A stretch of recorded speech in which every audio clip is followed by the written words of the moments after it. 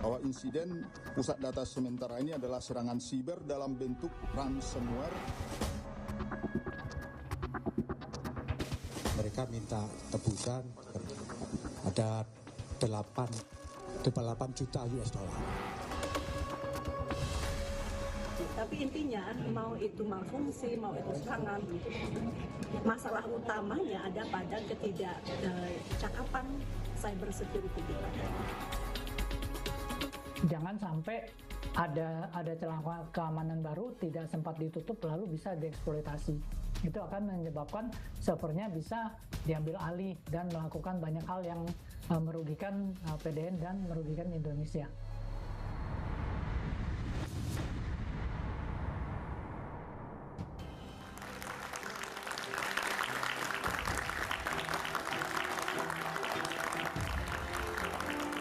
Kamis 20 Juni lalu, Pusat Data Nasional diretas hampir seminggu. Sejumlah layanan publik kena imbas imigrasi, menjadi salah satu sektor yang merasakan dampaknya. Antrian mengular hingga cuitan dan keluhan di medsos bertebaran. Belakangan pemerintah melalui Kementerian Kominfo menyebut ada serangan siber di Pusat Data Nasional sementara di Surabaya. Terlepas dari sementara atau permanen, publik mempertanyakan keamanan sistem pusat data pemerintah. Benarkah peretasan Kamis lalu yang berdampak pada 282 instansi layanan publik tingkat pusat dan daerah hanya semata hasil karya orang yang tak bermarwah? Atau benar ada faktor lain yang membuat sistem data kita begitu rentan dan minim pengamanan? Inilah Satu Meja Dua Forum, Pusat Data diretas, publik was-was.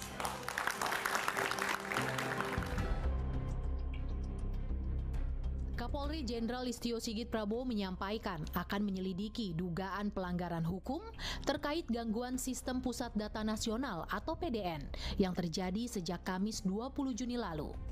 Jika dalam penyelidikan ditemukan bukti-bukti, maka akan dilanjutkan dengan cara hukum. Nanti apabila ditemukan, maka kemudian peristiwa pidananya diproses oleh kepolisian. Menteri Komunikasi dan Informatika Budi Aris Setiadi mengatakan gangguan pada sistem pusat data nasional terjadi akibat serangan peretas atau hacker menggunakan virus. Bahkan penyerang meminta tebusan sebesar 8 juta dolar Amerika Serikat atau sekitar 129 miliar rupiah. Pak, kan udah tadi udah. Ya gimana Pak? Udah itu bisa bobol sih Pak? Tunggu aja. Yang bertanggung jawab siapa jadinya Pak? Ya nanti kan lagi diurus sama tim terkait. Ya. Emang selama itu Pak ya sistemnya Pak bisa bobol gitu? Juga emang. Pemerintah akan lalu bagaimana Pak bisa bobol gitu Pak? Tidak akan. Lalu bagaimana memulihkan? Ya tunggu aja. Ini kan lagi di ini. Yang penting pusat layanan untuk publik udah bisa kita atasi. Ya? Tapi apakah ada data masyarakat Pak yang tersebar nantinya? Enggak. Apakah ada jamin Pak? Kita harus jaga. Sebelumnya, gangguan sistem pada PDN Kemenkominfo berdampak pada layanan keimigrasian di seluruh Indonesia pada Kamis hingga Jumat pekan lalu. Akibatnya, antrean pemeriksaan imigrasi di sejumlah bandara pun mengular dan dikeluhkan oleh warganet di media sosial. Wakil Presiden Ma'ruf Amin meminta investigasi terhadap gangguan server PDN terus dilakukan supaya kejadian serupa tidak terulang. Ya, yang utamakan kita itu kan mengembalikan apa istilahnya menormalkan keadaan ya. Dan alhamdulillah sekarang sudah normal. Nah, sebabnya apa terjadi penurunan ini itu sedang dilakukan oleh pihak Kominfo dan juga oleh BSSN dan dari pihak keamanan sedang mencari sebabnya.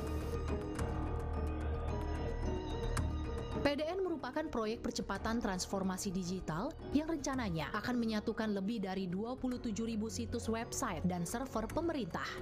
PDN terintegrasi lewat kehadiran pusat data di 3 atau 4 lokasi berbeda dengan kapasitas 43.000 core atau 72 petabyte. PDN mempunyai tujuan penting mengakselerasi dan meningkatkan keamanan data digital pemerintah dalam rangka pembuatan satu data Indonesia. Tapi jika pusat data nasional bisa diretas, apakah berlebihan jika publik merasa was-was?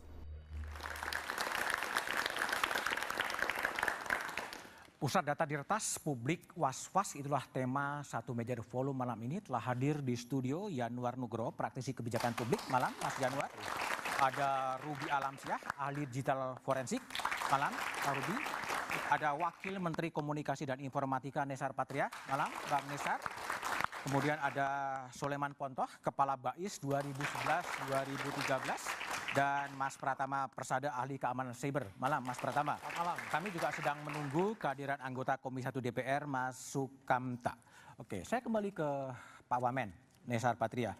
Ini salah satu program unggulan dari Presiden Jokowi. Kenapa bisa kena retas kemudian? Ini pertanyaan yang agak sulit sebetulnya, kenapa bisa kena retas ya. Yang jelas ini insiden. Insiden?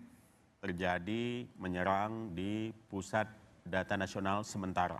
Jadi sebelum kita punya PDN yang permanen, kita buat Pusat Data Nasional sementara. Ada dua, satu di Jakarta, satu lagi di Surabaya. Nah, yang terjadi ini adalah di PDNS Surabaya. Diserang tanggal 20 Juni, diketahui sekitar pukul 4 pagi gitu. Ada gangguan layanan di sejumlah tenan yang data-datanya itu menggunakan PDNS. Nah, dari sana kita ketahui berdasarkan penelusuran ternyata diserang oleh virus yang namanya Brain Shipper. Dia varian dari Lockbit 3.0 yang sudah dimodifikasi. Itu menurut penelusuran yang kemudian didapat oleh tim yang bekerja untuk menelisik apa penyebab gangguan ini. Nah, setelah itu kita buat langkah-langkah mitigasi. Antara lain tentu saja layanan publik yang paling utama itu coba dipulihkan, dalam artian dibuat kembali jadi normal dengan melakukan migrasi data-data yang berhasil di backup sehingga beberapa layanan publik itu bisa berjalan kembali. Misalnya yang sangat terdampak di imigrasi pada waktu itu, lalu kita juga mendapat laporan dari sejumlah instansi yang lain kalau ada layanan yang terganggu. Tetapi yang paling mencolok saat itu adalah yang di imigrasi. Sempat terganggu lebih dari 3 jam gitu, namun kemudian pelan-pelan bisa dipulihkan. Nah, sekarang ini proses pemulihan terus berjalan. Pemulihan dalam artian menormalkan kembali gitu ya. Tentu saja server ataupun data center yang diserang oleh malware yang namanya ransomware ini dia mengenkripsi semua data-data yang ada di sana, file, bukan cuma file tapi juga ruang server keseluruhan itu tidak bisa diakses. Sehingga harus lakukan langkah-langkah untuk menangani virus yang kita sebut sebagai ransomware ini. Lagi berjalan dan saat ini pelan-pelan prosesnya berlangsung ya. Dan sejumlah layanan mudah-mudahan segera bisa kembali normal. Dari hasil penyelidikan sementara, ini bermotif ekonomi atau ada motif lain? Kalau kita lihat motifnya ekonomi ya. Ekonomi. Karena dia minta tebusan ya. Dia jelas menyebutkan dan sudah disampaikan juga dalam beberapa keterangan ya yang diberikan oleh baik BSSN maupun oleh Kominfo dan juga Telkom Sigma ya sebagai penyelenggara dari PDNS 2. Tebusan diminta 8 juta US dollar atau sekitar 131 miliar. Oke, artinya pemerintah firm tidak akan mengikuti keinginan dari pihak yang meminta tebusan? Sementara ini enggak. Kita coba normalkan situasinya. Normalkan situasi dan sekarang sudah pulih semua? Belum pulih sepenuhnya, tetapi yang langsung berkaitan dengan layanan publik kita coba pulihkan karena itu yang prioritas. Oke. Kalau dalam konteks siapa yang harus bertanggung jawab terhadap peretasan yang terjadi pada PDNS itu, Pak Wamen sebetulnya? Ya tanggung jawabnya mungkin bertingkat ya. Bertingkat? Ya, selain yang mengelola PDNS, ya usernya juga saya kira para tenan karena ruang digital ini kan dia saling berhubungan ya, saling berhubungan dan virus itu bisa masuk dari mana saja gitu. Dan pada umumnya virus masuk lewat endpoint kan, lewat user. Nah ini lagi kita telisik karena temuan sementara itu terjadi di salah satu tenan ya, salah satu tenan itu ada loopholes lah, sehingga virus ini bisa masuk. Oke, baik. Mas Ruby Alamsyah, seberapa sulit mengidentifikasi siapa sebenarnya pelaku yang melakukan peretasan itu dari sisi digital forensik? Oke, jadi kalau pelakunya sudah confirm, yaitu si Brandshipper. Brandshipper ataupun nama-nama ransomware ini juga merupakan sebuah nama organisasi, tim kejahatan siber yang terorganisir. Nah kebetulan yang baru ini namanya Brandshipper. Udah pasti mereka, tapi siapa aktor-aktor di belakang mereka itu biasanya keungkapnya nanti agak lama, dan itu biasanya yang mengungkap FBI bareng-bareng dengan Interpol dan pihak penegak hukum internasional lainnya. Nah tapi ransomware itu mestinya target utamanya bukan mengidentifikasi pelakunya atau mengejar pelakunya, karena dampak yang terjadi setelah adanya ransomware ini, sistem dan data itu disandera sama pelaku. Disandera sama pelaku, dan untuk menormalkan, memulihkan kembali, pelaku minta tebusan.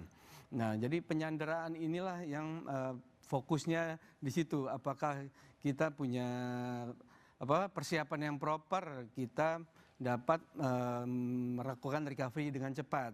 Nah, yang menariknya kalau ransomware si Brandshipper ini, kalau saya amati dari minggu lalu, 2 hari sebelum kejadian di PDNS itu sudah ada satu korban lainnya. Dan menariknya korban lainnya itu hanya diminta $150.000.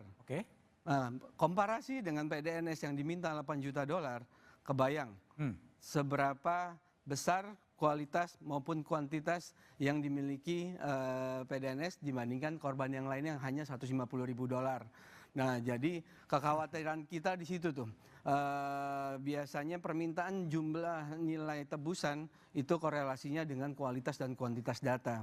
Nah, yang disandera. Nah, itulah jadi kita concern ini, apalagi sudah diinfokan saat ini confirm sekitar 282 instansi pemerintah gitu yang terhubung di PDNS yang terdampak.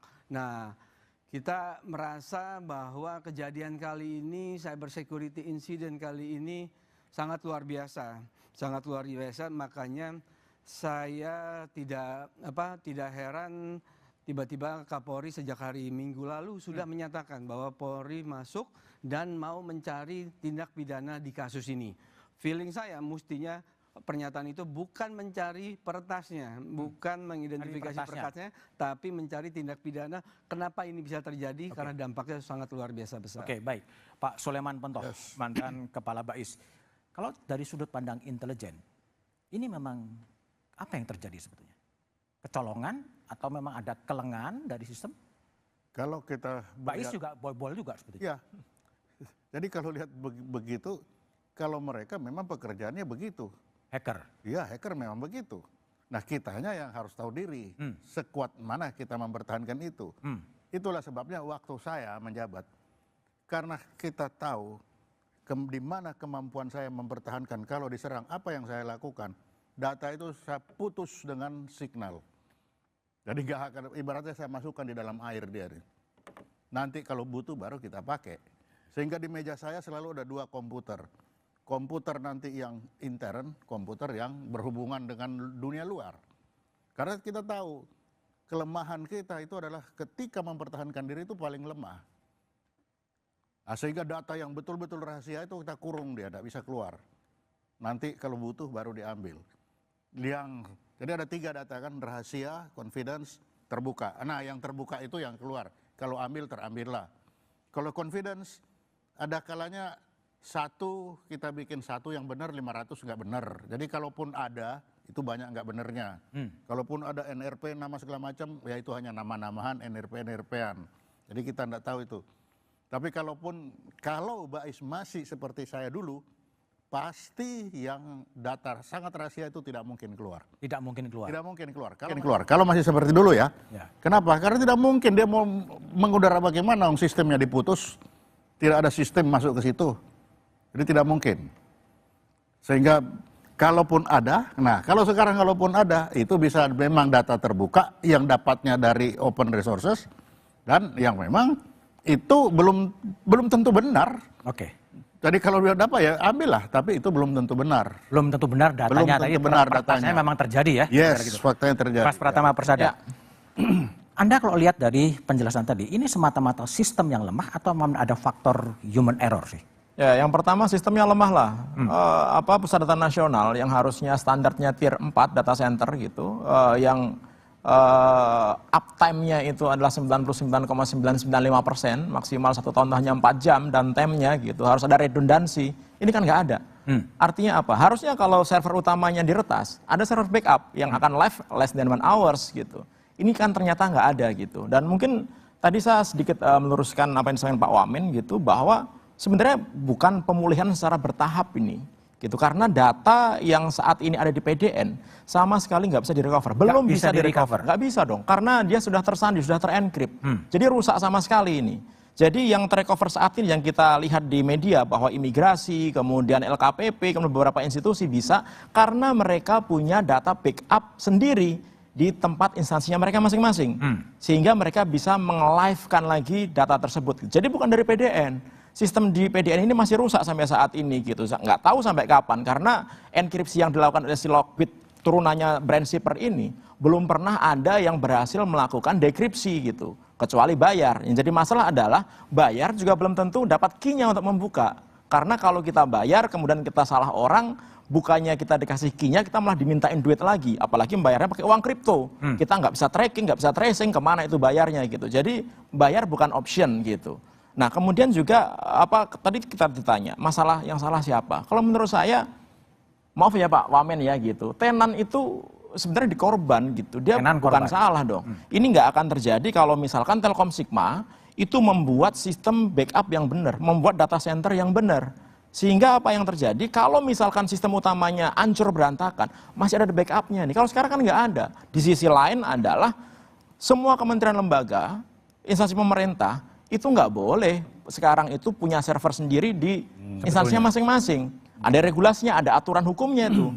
Semuanya harus terpusat ke Pusat Data Nasional. Nah, ketika semuanya dipaksa untuk terpusat ke Pusat Data Nasional, ternyata kan nggak kuat-kuat amat ini gitu. Oleh karena itu, tadi saya setuju tuh bahwa ini harus diusut, ini harus diinvestigasi gitu. Ini di mana nih kesalahannya? Apakah benar memang nggak ada pengadaan DRC, Data Recovery Center, ataukah memang ada pengadaan DRC tapi tidak diadakan gitu? Apakah sistem pengamanannya itu ternyata tidak sesuai dengan standar gitu? Karena harganya mungkin nggak sesuai dengan harga sebenarnya. Nah kita nggak tahu tuh, makanya harus diusut. Karena dampaknya sangat luar biasa besarnya ini. Oke, gitu. Mas Yanuar Nugroho, di lini X Anda pernah membuka spekulasi bahwa ada faktor human error. Sejauh mana sebenarnya data-data yang Anda miliki, tapi jawabannya setelah jeda berikut ini.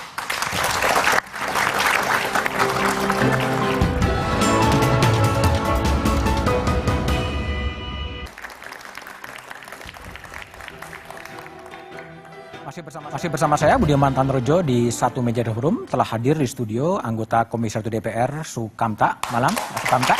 Malam. Kembali ke Mas Yanuar Nugroho. Mas Yanuar, di lini X Anda pernah mengatakan bahwa peretasan itu adalah faktor human error. Ini analisis atau ada buktinya sebetulnya? Gini kan saya tulis di X saya Mas ya. Dan bahkan saya mulai dengan kata-kata syahdan. Seperti sebuah cerita. Dan saya tawarkan di akhir, ini kalau jadi skenario film gimana? Karena, satu, ransomware itu tidak jalan sendiri, Mas. Itu butuh orang yang mengeksekut. Itu executable file. Jadi, entah sengaja, entah tidak disengaja.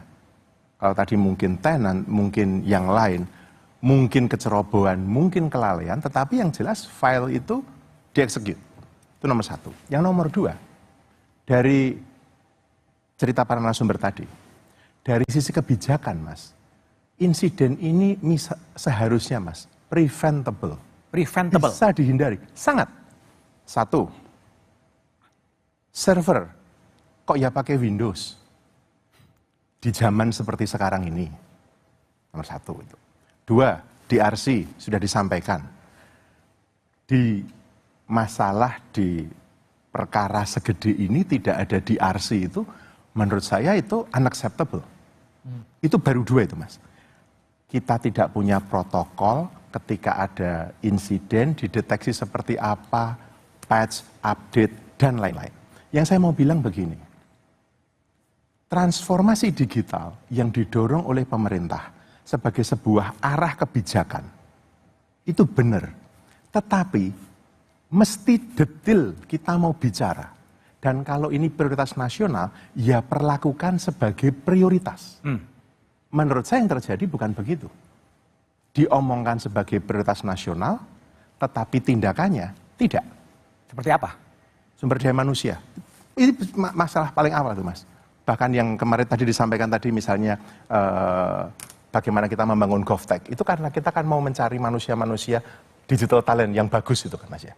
Kalau kita punya digital talent yang bagus, yang kemarin itu tidak akan terjadi, Mas. Mulai dari yang sangat awal tadi. Jadi, kalau saya ke depan tadi, ini sekarang kita terima saja faktanya. Data itu nggak akan bisa dipulihkan. Setuju? Data dienkripsi tidak akan bisa dipulihkan sudah, kecuali kita bayar. Itu pun belum tentu dapat, ya kan, Mas? Jadi, sudah. Yang kita pulihkan itu kan layanan publiknya. Tetapi insiden data yang bocor, selama ini, apa pernah ditangani secara serius? Itu pertanyaan saya. Masih ingat Bjorka tahun lalu, ya kan? Bjorka kemarin itu, baik, diem-diem saja setelah itu. Tidak ada lagi cerita. Kalau data SafeNet ini saya rujuk ya, Mas ya. Dari tahun 2022 sampai 2024 itu 113 indikasi, 113 insiden kebocoran data. Dari 2 tahun saja. Nah, maksud saya balik lagi.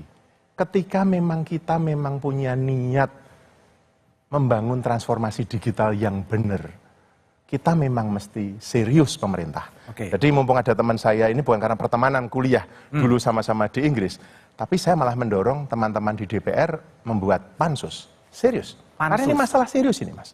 Data warga negara, Mas. Data warga negara ini yang hilang ini. Yang entah ada, yang sudah diapakan itu. Ini serius. Dan ketika tadi pendekatannya bukan pendekatan kemudian polisi mencari tahu, siapa kemudian dikejar. Bukan itu.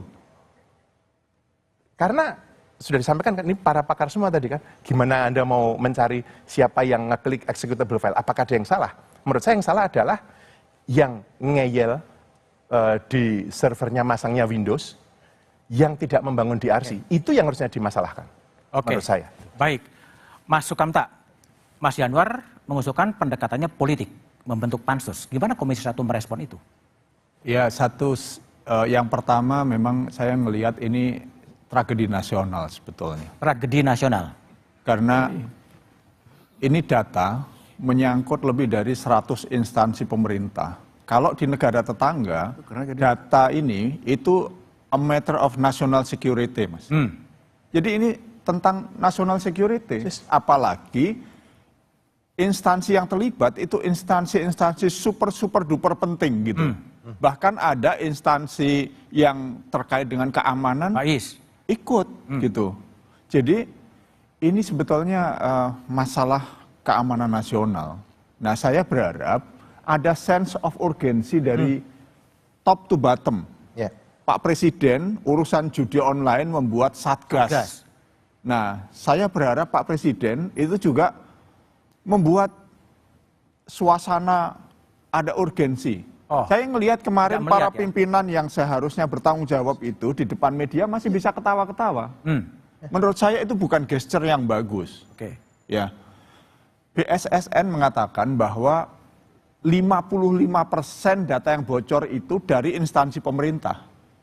Itu saya kira pola dan petanya itu sudah ketahuan sebetulnya. Tetapi dua instansi yang paling bertanggung jawab ini seolah-olah saya baca dari gesture dan statement itu selesai dengan mengatakan saya sudah beritahukan bahwa akan ada serangan, bahwa ada ini dan itu gitu loh. Menurut saya ini nggak selesai begini. Ini persoalan security nasional memang sangat bagus kalau disikapi dengan serius, apalagi setingkat pansus. Memang yang sudah terjadi tidak akan bisa pulih, tetapi kan kita tidak boleh secara nasional mengatakan, oh nggak bisa pulih ya sudahlah. Ya, nggak bisa begitu. Nggak boleh begitu dong. Tragedi sebesar ini tidak ada orang yang menyatakan bertanggung jawab di negeri Indonesia, negeri hukum.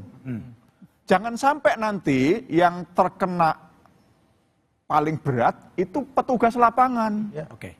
Karena selama ini kan tradisinya begitu, Mas Budiman. Jadi ini persoalan yang sangat-sangat serius sekali, apalagi kalau dilihat mungkin kalau di dunia hacker, saya mungkin punya pertanyaan kepada Pak Ponto. Ini ransomware people ini itu first hand people atau sebetulnya dia proxy people? Nah, kalau itu proxy, siapa itu? Menurut saya, instansi pemerintah kita wajib menemukan aktor yang sesungguhnya. Baik. Dan apa motifnya? Kita coba lihat perkembangan dari Ketua BSSN sore tadi yang memberikan jumpa pers soal perkembangan soal peretasan PDN. Data center tersebut sudah diputus antara Surabaya dengan Serpong Jakarta dan juga demikian juga yang di Batam. Jadi memang kita melihat itu supaya jangan sampai malwarenya ini atau ransomware-nya ini menular ke tempat atau ke sistem yang lain. Mas Pratama, cukup langkah antisipasi dari pemerintah seperti yang disampaikan oleh Pak Yensar Siburian tadi? Ya nggak cukup lah, gitu. Yang dilakukan udah cukup baik, gitu, memutus koneksi supaya nggak merembet. Langkah selanjutnya adalah sebenarnya menemukan nih di mana celah keamanan yang terjadi sehingga terjadi peretasan tersebut. Karena apa? Hacker tuh biasanya begitu dia melakukan peretasan, dia suka nyimpan backdoor, diumpetin tuh di server mana, di komputer mana gitu, yang suatu saat nanti dia bisa di-run-kan lagi, bisa dipakai untuk pintu masuk lagi gitu. Nah kemudian yang berikutnya adalah menurut saya pemulihan sistem yang saat ini down itu harus segera dilakukan. Dengan cara apa? Dengan cara meminta kalau di antara 200, sekarang berapa? 280-an ya gitu, instansi pemerintah tersebut, mereka punya data backup di komputernya masing-masing. Walaupun itu sebenarnya sudah nggak diperbolehkan karena mereka harus dipaksa untuk terpusat ke satu tempat kan ya gitu. Nah, kalau mereka masih punya, artinya apa? Dibantu mereka untuk meng-online-kan lagi. Seperti imigrasi yang karena dia punya backup sendiri, dia bisa meng-online-kan sistemnya gitu. Kalau nggak terganggu nih pasti ini ada 200 lebih instansi pemerintah, layanan masyarakat terganggu, yang itu akibatnya adalah menyengsarakan masyarakat gitu. Karena kita sekarang dipaksa semuanya untuk online. Pemerintahan, sistem pemerintahan berbasis elektronik, semua layanan dibikin online gitu. Ya kan kita dipaksa menjadi cashless society, kita dipaksa semuanya membayar pakai QRIS. Tapi nggak siap. Kita tapi belum siap untuk melakukan itu gitu. Nah ini harus jadi antisipasi ya. Tadi Pak Kamto saya setuju. Ini harus ditindak lanjutnya gitu. Ini harus ada. Baik. Gimana Pak Wamen merespon tadi pendekatan politis melalui pansus dan juga pendekatan investigasi melalui forensik? Gimana Pak Wamen lihat? Ya saya tidak masuk ranah politisnya ya. Maksudnya kalau ada inisiatif buat pansus atau apa segala macam itu kewenangan DPR ya. Tapi di Kominfo sendiri kita fokus kepada layanan publik yang terganggu gitu, dan ini bagaimana mengatasinya. Perdebatan memang panjang dan saya kira pendekatannya juga harus cukup sistematis gitu ya, mana yang taktikal, mana yang strategis. Ada langkah yang jangka kapan ini akan bisa selesai atau pulih semua? Secepatnya, kalau kita buat timeline ya paling tidak layanan publik ini bisa kita selesaikan kurang dari 1 bulan lah. Kurang dari 1 bulan? Layanan publik yang terganggu, ya. Tetapi tentu saja data seperti yang sudah disebutkan oleh Mas Pratama tadi itu ya betul, itu di-encrypted oleh hackernya, data itu udah disandra lah, bahasa awamnya begitu, data itu udah disandra.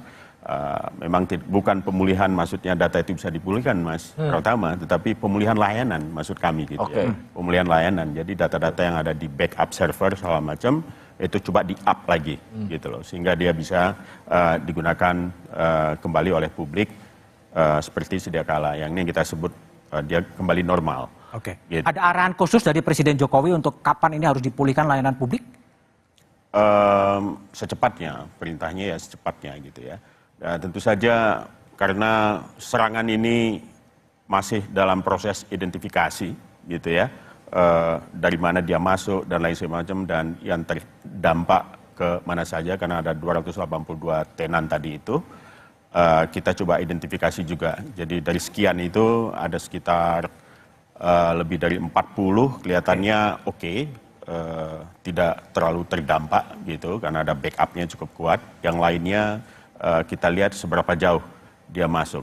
Jadi kita lagi mengukur nih impact yang dihasilkan oleh serangan siber ini terhadap layanan publik yang langsung. Karena ada juga yang layanan sifatnya lebih ke internal gitu ya, nggak langsung ke publik gitu ya, sistem administrasi dan lain sebagainya.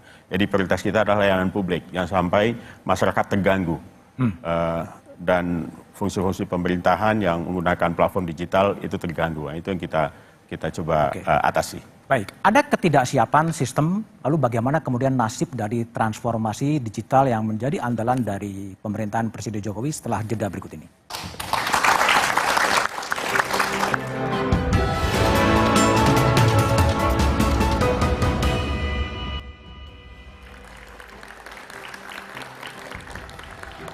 Masih bersama saya Budiman Tanterjo di satu meja The Forum, Pak Suleman Pontoh. Yes. Jadi gimana ketika pusat data ini kemudian diretas, ada ketidaksiapan sistem, lalu dalam pandangan intelijen soal transformasi digital kita akan jadi seperti apa, Pak Suleman? Ya itulah Pak resiko. Jadi memang tadi seperti tadi kita melanggar ilmu alam. Ilmu alam bilang jangan taruh telur dalam satu keranjang. Lah kita kumpulin semua jadi satu keranjang. Ya ini jadinya. Jadi tidak perlu pusat data itu? Ya, server dijadikan satu, begitu satu kena semua sekian banyak. Coba itu tidak dijadikan satu, terbagi-bagi. Itu akan sulit bagi peretas, sulit. Yang mempertahankan nanti kalau bocor siapa yang bodoh. Lah kalau sekarang kan semua merasa pinter karena dijadikan satu. Tapi kan maksudnya baik kan sebetulnya untuk ada pusat data semuanya bisa saling menurut siapa baik? Kan belum tentu. Interoperability itu saya sendiri, ini sendiri, di-connect itu bagus. Tapi kalau ini dijadikan satu meja, satu kena di tengah habis. Kan itu sudah diingatkan, jangan taruh telur dalam satu meja, dalam satu basket. Nah ini kita jadikan itu. Oke, baik. Mas Ruby, itu. jadi gimana kalau Anda lihat dengan pengalaman di kasus PDN, kelihatannya ada tidak siap, apapun rasanya, apakah transformasi digital ini masih akan berjalan sesuai dengan roadmap-nya? Iya, logikanya roadmap itu udah dibuat, PDN itu udah dikaji dari awal segala macam. Mestinya penerapan tadi konsep PDN untuk menyatukan itu sebenarnya nggak ada yang salah. Nggak ada yang salah. Segmentasi antar instansi itu walaupun di satu tempat bisa dilakukan secara teknis. Itu dan di banyak layer bisa dilakukan. IT itu kan layernya ada sampai 7 gitu. Di berbagai macam layer itu bisa dilakukan segmentasi walaupun di satu tempat. Jadi yang satu kena, yang lain bisa masih aman-aman aja. Nah, berarti ini sudah jelas walaupun pembuatan PDN sekelas nasional ini dan dilakukan oleh sebuah PT yang biasanya berpengalaman di bidang data center. Ini menariknya adalah mereka nggak siap untuk menyiapkan hal-hal detail seperti ini. Itu konsep dasar segmentasi di layar 3, segmentasi di layar 7-nya, itu konsep dasar yang bisa dilakukan. Jadi PDN nggak ada yang salah dengan konsepnya, tapi implementasinya yang salah. Implementasinya saking amburadulnya, segampang ini si ransomware bisa masuk dan tersebar luas. Dari pengalaman kami selama ini mengatasi klien-klien yang kena ransomware, kita nggak pernah membuat klien bayar dan kita bisa melakukan negosiasi dengan pelaku plus juga melakukan recovery dengan aman tanpa terekspos kemanapun kasus tersebut. Nah, satu lagi yang salah dari pelaksana ini, entah itu outsource-nya, entah itu Kominfo-nya, adalah terkesan mereka nggak siap, nggak tahu ini barang ransomware itu apa, harus bagaimana, lalu nggak hanya digital forensik, teknik negosiasi aja mereka nggak ada yang ngerti. Teknik negosiasi aja nggak ada yang mengerti. Kalau saya perhatikan dari kasus ini, kebetulan kasus ransomware ini cukup banyak bisa dianalisa dari sumber-sumber tertentu kalau kita yang teliti biasa di bidang itu ya. Ini bisa jadi besok atau lusa ada kejadian yang lebih penting lagi. Akan terjadi lagi. Kejadian ransomware tidak ditangani dengan proper. Oke, baik Mas Januar. Anda kan ikut yang mendesain Perpres pusat data, satu data. Ini betul konsepnya yang memang tadi Ruby mengatakan nggak ada masalah, implementasinya problematik atau gimana? Gini, di dalam Perpres satu data itu yang mesti dipenuhi adalah syarat interoperabilitas. Jadi dalam Perpres satu data itu bukan semua data dijadikan satu, tidak. Oke. Jadi misalnya saya Kementerian Sosial, ini Kementerian Dalam Negeri Dukcapil, di sana kepolisian gitu ya. Masing-masing punya data karena mereka adalah produsen data, mereka punya wali data, tapi kebutuhan data itu bisa saling mengakses lewat API. Misalnya DTKS, Data Terpadu Kesejahteraan Sosial, yang dijadikan basis untuk pemberian bansos misalnya. Itu kan subset dari data NIK. Yaitu mereka yang 40% termiskin, ya kan? Itu bukan berarti data NIK-nya dikopi, dipindah ke Kemensos, itu bukan. Atau misalnya penerima PBI dari BPJS Kesehatan, itu bukan berarti data kemiskinan yang ada di Kemensos dikopi, dibawa ke BPJS, tidak. Tetapi akses data. Nah, jadi maka ada istilah pemadanan dan lain-lain. Tapi saya tahu memang seiring waktu ini berjalan, kemudian kan Perpresnya tidak hanya satu data, Mas. Ada Perpres satu peta, ada Perpres SPBE, Sistem Pemerintahan Berbasis Elektronik. Yang kemudian semakin waktu ke sini kita semakin menyadari perlunya SPBE versi 2 atau bagaimana SPBE itu diimplementasikan. Maka sekarang muncul GovTech itu. Di mana di dalamnya ada PDN ini kan. Nah, tetapi kalau kita memang mengikuti prinsip governance yang benar, kan mestinya sudah diomongkan sejak tadi kan, PDN dia tidak berarti satu server, kita punya PDN semua di situ. Ada di situ semua, tidak begitu. Kita mesti siap dengan DRC-nya. Menurut saya ke depan Mas. Tadi kita bicara transformasi digital. Ekonomi digital di Indonesia itu tumbuh pesat sekali. Tapi bukan pemerintah, swasta. Apa benar? Pemerintah itu kedodoran di banyak hal. Pertama adalah tentang peta jalan dan strategi. Kita itu perlu single digital roadmap. Itu yang kita perlu single itu jelas itu. Emang sekarang ada berapa? Saya nggak tahu, Mas. Oh. Saya nggak tahu. Tapi yang jelas kejadian ini sudah menunjukkan bahwa masing-masing instansi, istilah saya copy tadi, gagap, nggak siap. Lalu 3 hal, GRC, governance, risk, mesti ditangani, dan C, compliance. Kalau kita nggak punya 3 itu, omongan transformasi digital itu hanya akan jadi jargon, diomongkan para pejabat. Tetapi di tingkat operasional nggak paham. Nggak paham. Menurut saya, baik lagi Mas, the devil is always in the details. Kita mesti mau menerjemahkan cita-cita Indonesia emas lewat transformasi digital konkret sekali. Jadi kalau DPR saya dorong tadi, saya memang openly mendorong pansus itu, pemerintah, Pak Presiden, mesti yang namanya yang menangani transformasi digital, ini memang langsung harusnya dikoordinasi. Karena kalau tidak, Mas, ya seperti ini. Kemudian saling tunjuk-menunjuk. Saya setuju, insiden ini tidak akan yang terakhir. Tidak akan yang terakhir, akan ada lagi. Terakhir. Biorka kemarin sudah memberitahu, kita sudah, dan sekarang terjadi lagi. Saya tidak yakin kalau kita tetap seperti ini akan terjadi lagi. Oke, baik Mas Kamta. Ini ada kegagapan, ketidaksiapan. Lalu menurut pandangan Anda sebagai anggota DPR di Komisi 1, transformasi digital seperti apa yang harus dipersiapkan betul agar tidak terjadi model-model seperti sekarang?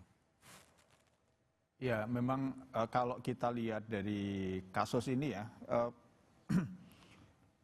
ini sistem kelihatannya memang kelemahannya terekspos dengan sangat brutal sekali. Sangat brutal. Nah, ini harus dibenahi dengan sangat serius.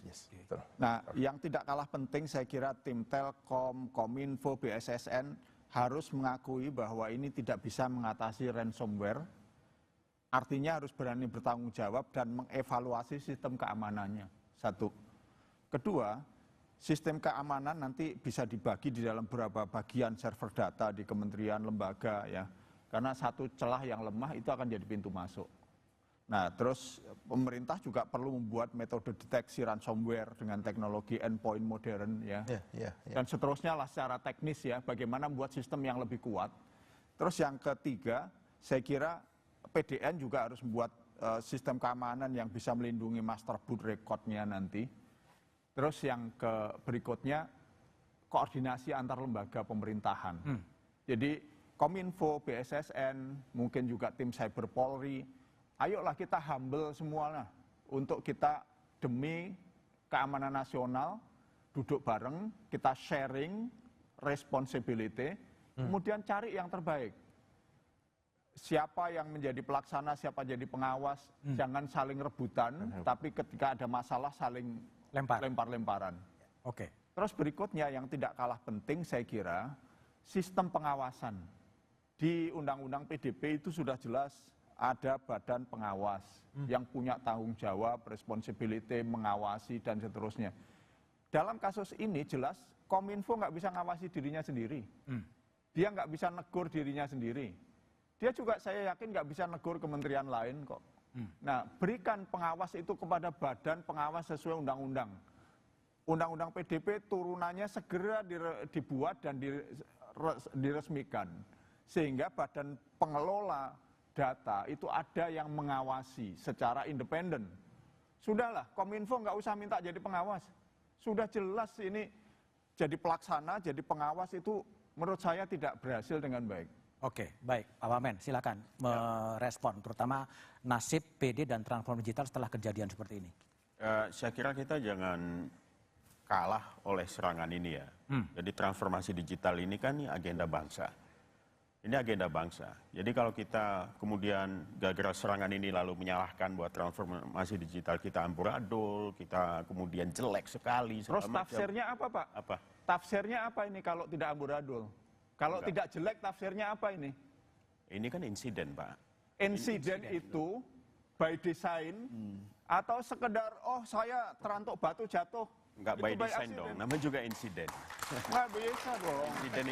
Insiden itu nggak by design. Kalau Anda diserang musuh, kita tahu sejak awal ketika Anda berjalan, Anda terpleset. Enggak Pak. Iya, Kita Anda tahu jatuh, PDN dan itu kan bukan by design. BSSN itu mengatakan 8 juta serangan per tahun Pak.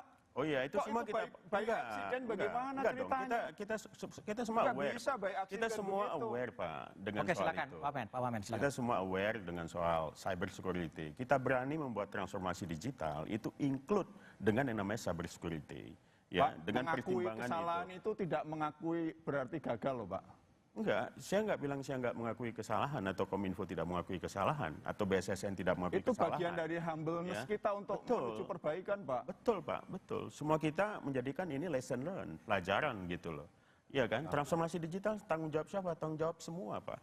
Gitu, bukan cuma tanggung jawab Kominfo. Transformasi digital adalah transformasi bangsa. Ya, tapi kita masuk PDN Pak, bukan transformasi digital Pak. Bapak tadi yang masuk ke situ, makanya saya jawab. Enggak, saya tidak ngomong transformasi digital. Kita bicara PDN. Loh, barusan nanya soal transformasi digital. Enggak, itu bukan. Ya, Mas oke, Januar yang Mas Januar yang transformasi digital. Oke. Oke, apa sebetulnya lesson learn yang kemudian diambil dari peristiwa ini agar transformasi digital pusat data itu bisa berlangsung setelah jeda berikut ini?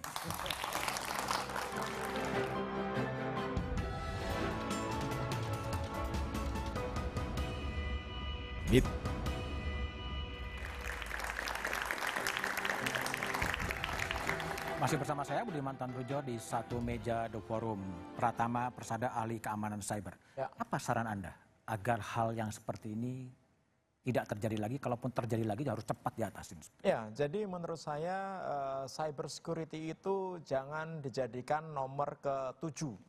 Jadikan cyber security is priority gitu. Karena semuanya digital, semua yang terkoneksi ke internet, cyber security itu menjadi gerbang terdepan gitu untuk menahan serangan dari luar. Nah, ketika kita berpikir bahwa cyber security itu penting, security awareness juga penting. Pimpinan yang ngerti terhadap ancaman itu penting. Oleh karena itu, kenapa kita membutuhkan pemimpin-pemimpin yang ngerti masalah transformasi digital gitu. Ngerti masalah ancaman cyber ini gitu. Sehingga apa? Sehingga mereka aware, mereka tahu ketika buat sistem itu ada ancaman sehingga bisa mengamankannya. Nah, kalau sistem kita aman, otomatis kita akan sedikit lebih santai gitu bahwa kita bisa melayani masyarakat dengan baik tanpa kita takut nanti ada ancaman. Kalaupun ancaman itu datang, kita bisa mengatasinya. Bagaimana kita secara cepat merespon, memitigasi ketika terjadi insiden. Itu yang paling penting. Oke, Pak Sulaiman Pondok. Ya, bagi saya itu yang namanya profesionalisme. Profesionalisme dimulai dari manusianya. The man behind the gun itu sangat menentukan. Apapun kita buat, tapi kalau manusianya tidak profesional, manusianya tidak disiapkan dari awal, nol. Dan ini buktinya. Lamsanak dulu kita sudah persiapkan manusia-manusia khusus untuk persendian, minimal pertahanan di persendian kita kuat. Tetapi kita bubarkan, kita buat BWSNM yang tidak jelas apa tujuannya. Ini hasilnya. Sandi ini modelnya salah satu hasilnya. Bagaimana dia punya kapabilitas di dalam berbicara minimal persendian. Sekarang Sandi tidak, cyber pun hilang. Lalu terus mau ngapain? Kita bicara transformasi, kita bubarkan. Itu. Pak Sukamta, ini apa? Untuk tidak terjadi lagi?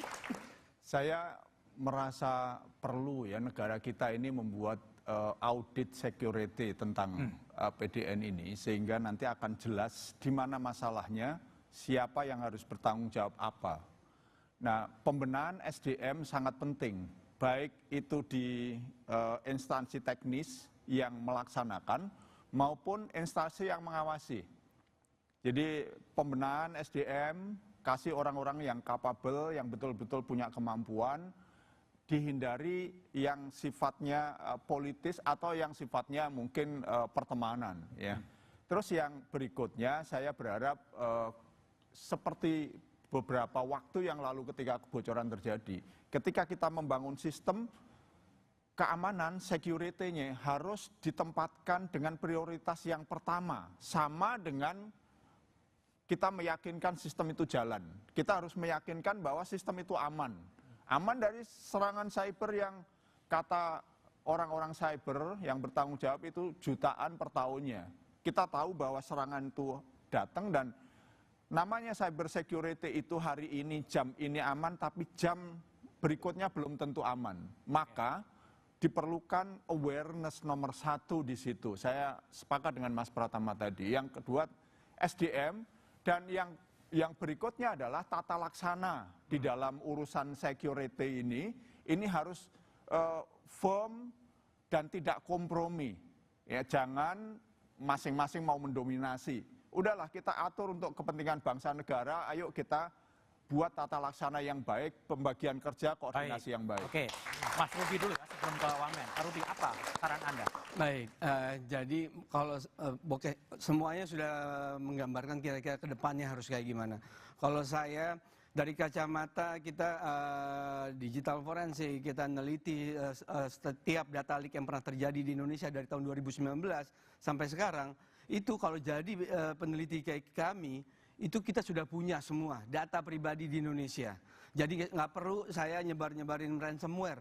Kita sudah punya semua data pribadi Indonesia. Sudah ada BPJS, sudah ada Dukcapil, sudah ada e-commerce kita yang besar, banyak bank syariah kita kemarin hampir 1 tera datanya sudah dijual, sudah ada. Nah, jadi kalau menurut saya sepakat sama Pak Yanuar tadi, ini konsepnya jangan lagi mengangan-angan ke depan. Setiap kasus selalu begini, setiap kasus ada di media heboh seperti ini. Semua pakar, semua narasumber muncul seperti ini. Menurut saya ini sudah puncak gunung es, dan ini sudah saatnya kita tentukan bahwa ini tragedi nasional, dan ini harus dimulai saat ini. Harus ada yang tanggung jawab. Harus ada yang tanggung jawab. Nggak bisa enggak lagi kalau sekarang menurut saya. Siapapun itu, baik yang ownernya kah, yang operasionalnya kah, siapapun itu. Sampai ujungnya nanti kita cari pelakunya, itu belakangan. Utamanya harus ada yang tanggung jawab. Mas Yanuar Nugroho? Satu, pemerintah mesti bertanggung jawab, mengaku salah dan minta maaf karena tidak bisa melindungi data warga negaranya. Itu jelas, no excuse. Tapi nomor 2, melangkah ke depan, menerjemahkan cita-cita transformasi digital itu secara lebih konkret. Tapi langkah pertama tadi, iya ini salah.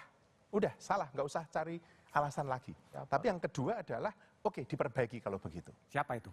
Pemerintah lah.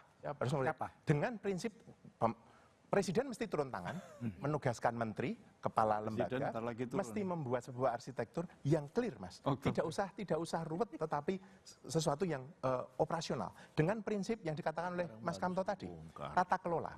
Yang membuat kebijakan tidak melaksanakan, yang melaksanakan tidak mengawasi. Itu prinsip. Sudah. Kemudian detailnya, ya dibenerin kalau digital ini prioritas, ya perlakukan sebagai prioritas. Gitu. Oke, baik Pak Wamen, silakan. Kalau ada permintaan untuk mengaku salah dan permintaan maaf. Ya, yang pertama tentu saja karena ini serangan sudah terjadi, yang berarti menunjukkan adanya kelemahan. Kominfo sebagai lembaga yang menaungi persoalan ini sudah menyatakan permohonan maaf terutama kepada publik yang layanannya terganggu, terutama untuk warga negara kita dan juga para tamu-tamu yang datang ke Indonesia yang terpaksa tertahan di imigrasi pada waktu itu. Ya, lalu juga untuk layanan-layanan lain yang potensial terganggu karena serangan ini. Terus yang kedua, saya kira kita memetik pelajaran yang cukup penting di sini ya dan sangat kritikal. Ada dua. Yang pertama, serangan terhadap pusat data nasional ini adalah serangan terhadap kepentingan publik yang berarti serangan terhadap negara, gitu ya. Dan karena apa? Jaringan pusat data nasional ini adalah critical infrastructure, gitu, yang memang harus diprotek dan harus dihandle dengan maksimum security juga, gitu. Nah, sebetulnya kesadaran ini sudah ada di Kominfo juga ketika mendesain yang namanya transformasi digital, itu include dengan pengamanannya, cyber security-nya, gitu. Saya sepakat tadi dengan beberapa pandangan daripada pakar yang ada di sini, tidak ada tempat yang aman. Ya, tidak ada tempat yang aman, itu harus ada awareness begitu bagi semua infrastruktur digital.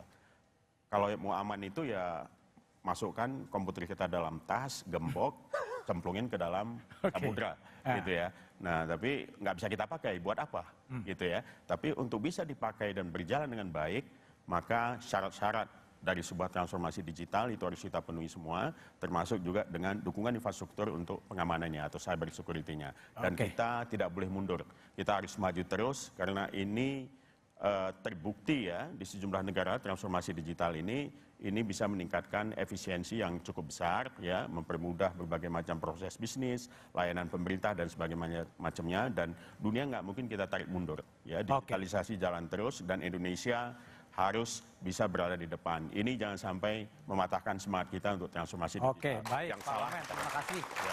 Pak Januar, Mas Udi, Pak Wamen, Pak Hamka, Pak Pontoh dan Pratama telah gabung di satu meja di forum. Bobolnya Pusat Data Nasional mempertontonkan kelemahan kedaulatan digital negeri ini. Tetap perlu ada investigasi menyeluruh untuk bisa menemukan pihak siapa yang paling bertanggung jawab selain memulihkan kembali layanan publik yang terganggu. Terganggunya layanan publik adalah wajah Republik. Demikian satu meja di forum malam ini. Sampai jumpa pekan depan. Selamat malam dan terima kasih.